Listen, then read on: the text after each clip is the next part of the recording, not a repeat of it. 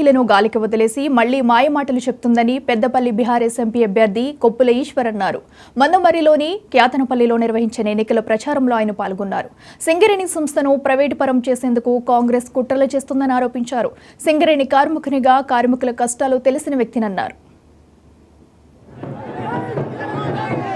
వర్గాలలో విస్తృతంగా ప్రజలను కలుసుకుంటూ వారి యొక్క మద్దతును కోరడం జరుగుతూ ఉంది. అందులో భాగంగానే ఈరోజు మరి పెద్దపల్లి నియోజకవర్గంలో ఉన్నటువంటి పెద్దపల్లి ప్రాంతంతో పాటు మందమర్రి, అదేవిధంగా రామకృష్ణాపూర్ టౌన్లో ఉన్నటువంటి మా కార్మిక సోదరులను, అదేవిధంగా కార్మిక కుటుంబాలను కూడా కలుసుకొని వారి యొక్క సహకారాన్ని కోరడం జరిగింది. ఈ సందర్భంగా ఈ 4 నెలల పరిపాలనలో కాంగ్రెస్ ప్రభుత్వం చేస్తున్నటువంటి ఆగడాలు ఏవైతే ఉన్నాయో మరి ప్రజలు అసహించుకునే విధంగా, ప్రజలు చీకొట్టే విధంగా 4 నెలల్లోనే ప్రభుత్వం నడపలేనటువంటి మరి పద్ధతులలో ఈరోజు కాంగ్రెస్ ప్రభుత్వం నడుస్తూ ఉంది.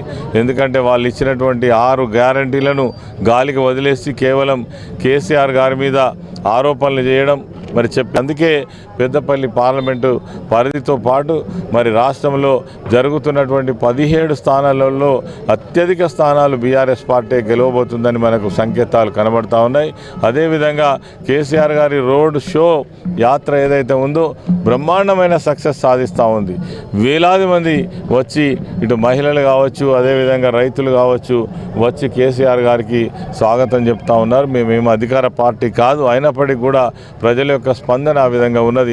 అందుకే రేపు రానున్నటువంటి ఈ ఎన్నికలలో తప్పకుండా మరి బీఆర్ఎస్ పార్టీకి బలమైనటువంటి సపోర్ట్గా ప్రజలు నిలబడతారనే నమ్మకం మాకు కుదిరింది.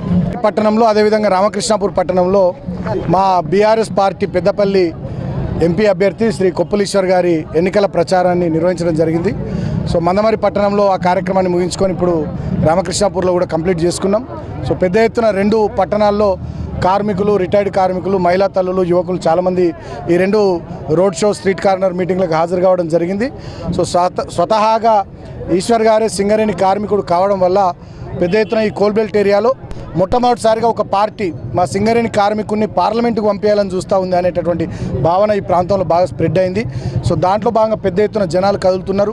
చర్చ కూడా విపరీతంగా గడిచిన కొన్ని వారాలుగా జరుగుతూ ఉంది. సో దానికి తగ్గట్టుగానే ఇవాళ 2 సమావేశాలు కూడా మంచి సక్సెస్ అయినాయి. మీరు చూసి పెద్ద ఎత్తున జనాలు మందమర్రి పట్టణం కానీ, ఆర్కేపీ పట్టణం కానీ, మేము ఒక్కొక్క కార్యక్రమానికి అనుకోకుండా అన్నగారికి వేరే కార్యక్రమాలు ఉండడం వల్ల పెద్దపల్లి వైపు 2 గంటల ఆలస్యంగా వచ్చినా కూడా జనాలు, మేము ఇవాళ అధికార పక్షం కాదు ప్రతిపక్షం అయినప్పటికీ కూడా ఇంత పెద్ద ఎత్తున ఓపికతో నిలబడి ఉండడం మాకు వాళ్ళ మద్దతును ఇది తెలియజేస్తుంది. ఒక సంకేతంగా, ఒక శుభసూచకంగా నేను భావిస్తూ ఉన్నా. సో నేను ఒక్కటే విజ్ఞప్తి చేస్తూ ఉన్నా మీడియా ద్వారా కూడా, ఈశ్వరన్న సుదీర్ఘమైనటువంటి రాజకీయ నేపథ్యం, అనుభవం ఉన్నటువంటి వ్యక్తి, సింగరేణి కార్మికుడిగా పనిచేసినటువంటి వ్యక్తి.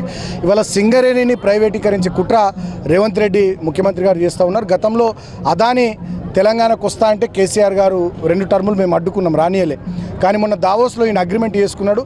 ఇక్కడ చెన్నూరు ఎమ్మెల్యే వివేక్, అక్కడ కొత్తగూడెం మా ఏరియాలో పొంగులేటి శ్రీనివాసరెడ్డి మంత్రి, అదేవిధంగా రేవంత్ రెడ్డి గారు, వీళ్ళు 3 కలిసి సింగరేణిని అదానికి అప్పచెప్పి